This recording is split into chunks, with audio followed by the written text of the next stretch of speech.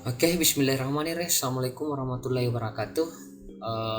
Teman-teman, ada beberapa materi atau pembahasan secara singkat dan padat dan jelas yang kemudian saya akan bawakan, dan beberapa materi-materi sebelumnya telah saya sampaikan di ruang kita.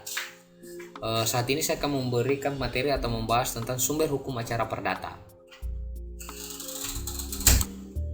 Oke ya, teman-teman, yang saya bahas ini adalah sumber hukum acara perdata di hukum acara perdata.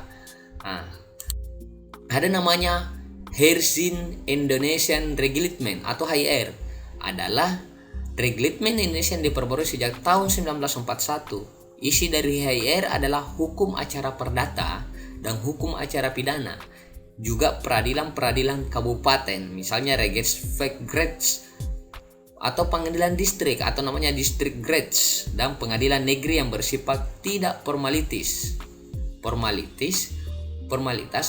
HIR masih menjadi acuan hukum acara perdata hingga saat ini. Oke, ada namanya Rechtsgleichstellung Wetwegsten atau RBG, adalah keberlakuan untuk daerah-daerah di luar Jawa dan Madura.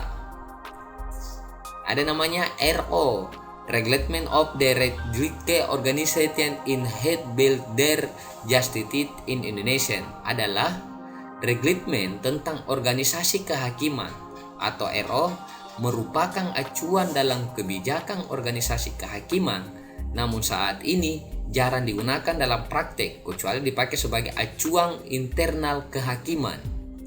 Ada namanya BTW atau biasa disebut dengan Burgerrecht Wetboek, terutama buku keempat tentang pembuktian dan daluarsa yang masih berlaku hingga saat ini.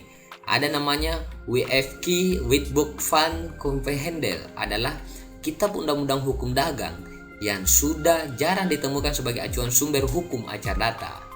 Oke, di zaman Jepang ya, di zaman Jepang itu berlaku namanya HIR, RBG, dan beberapa bagian dari RV yang masih menjadi acuan hukum perdata kita saat ini. Zaman Republik Indonesia melalui pasal 2 aturan peralihan Undang-Undang 1945, Jonto Peraturan Presiden nomor 2 tanggal 10 Oktober 1945, Jonto Undang-Undang Darurat nomor 1 1951, yang berlaku adalah HIR, RBG, Undang-Undang nomor 1 tahun 1974 tentang perkawinan, Undang-Undang nomor 4 tahun 2004 tentang kekuasaan kehakiman, Undang-Undang nomor 5 tahun 2004 tentang perubahan atas Undang-Undang nomor 14 tahun 1985 tentang Mahkamah Agung, Peraturan Pemerintah nomor 9 tahun 1975 tentang pelaksanaan atas Undang-Undang nomor 1 tahun 1974 tentang penan. Selanjutnya, Undang-Undang nomor 7 tahun 1989 tentang peradilan agama, Undang-Undang nomor 2 tahun 1986 Jonto Undang-Undang nomor 8 tahun 2004 tentang perubahan atas Undang-Undang nomor 2 tahun 1986 tentang perubahan atas Undang-Undang nomor tahun 1986 tentang peradilan umum.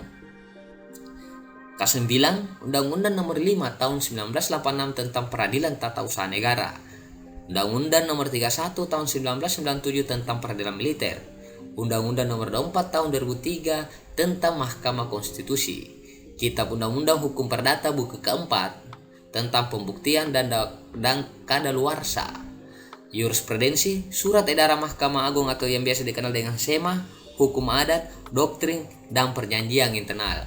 Oke, teman-teman, itu materi tadi yang sempat saya bawakan untuk teman-teman, dan untuk kembali lagi untuk mengembangkan pengetahuan dari materi yang singkat ini yang saya bawa kepada teman-teman, yang saya sampaikan kepada teman-teman. Mari kita jadikan tanggung jawab kita bersama agar pengetahuan kita bisa bertambah. Salam sukses dan salam keadilan. Wabillahi taufik. Assalamualaikum warahmatullahi wabarakatuh.